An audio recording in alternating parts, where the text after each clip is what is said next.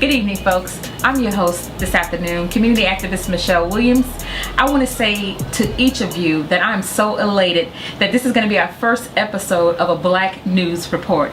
I'm happy that we now have two strong Black men in the community that will be filming, doing our production, where you all will be getting the evening news from a real activist.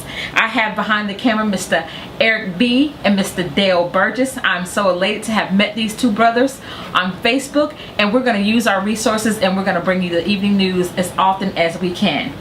Today's topic, we're going to be going over the death of the 9-year-old missing Black child, Miss Felicia Nicole Williams, where her body was found dead in the Courtney Campbell Bridge. To our surprise, she, may have known her assailant, Mr. Granville Ashanti Ritchie, the young Jamaican man that took her, abducted her, and molested and raped and killed her.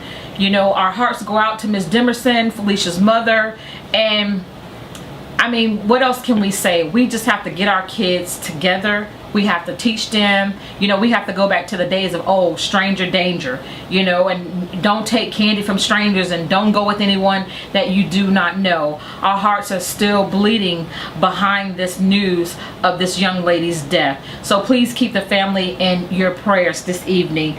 We're also going to be reporting that the Temple Terrace Police Department, they are going over all of the leads that have been coming in. I have Detective Lee Smith and Detective Tim Elmer, who I had the privilege of sitting in my personal home. We sat down together and I shared with them some information of a young lady who gave a very promising lead, on the relationship between Miss Ebony Wiley and Ashanti Ritchie. So I'm so happy for this information. Ashanti Ritchie, Granville Ashanti Ritchie, is a native of Jamaica. We are still trying to figure out his immigration status here in the U.S., whether or not he was a known, documented, legal alien here, or whether or not he was illegal in the country. So more facts about that will be following the show. We have a few bullet points that we're going to be going over this evening, so I want you all to stay tuned. So we'll be right back.